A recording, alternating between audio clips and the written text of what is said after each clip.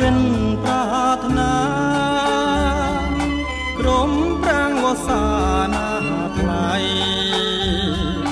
មិនថាយុគមិនថាថ្ងៃស្រ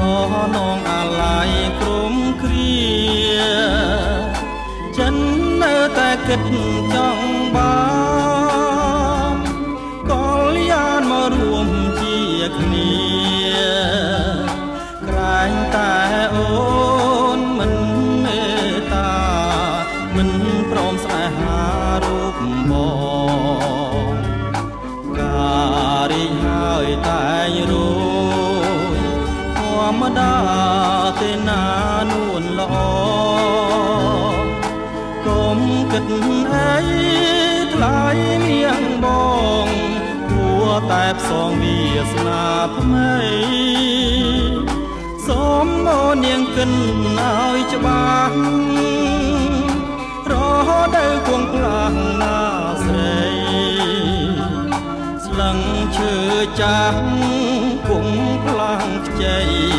ចិនស្រីគង់ខ្លាំងថ្មីបង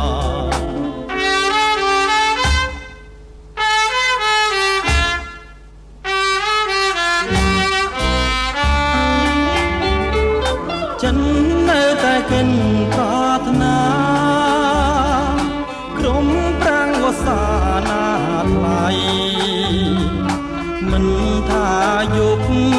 មិនថាថ្ងៃស្រនងអាឡ័យក្រុមគ្រាចិននៅតែកិនចង់បានកលយានមករួមជាគ្នាក្រែងតែអូនមិនមេត្តាមិនព្រមស្នេហារូបបងការីហើយតែងរួយធម្មតាពេលណានួនល្អ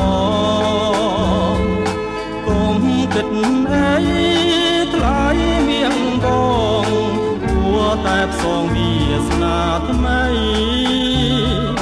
សូមអូននាងគិនឲ្យច្បាស់រដូវគង់ខ្លាំងអាស្រីស្លឹងឈើចាស់គង់ខ្លាំងខ្ចីចិត្តស្រីគង់ខ្លាំងថ្មីប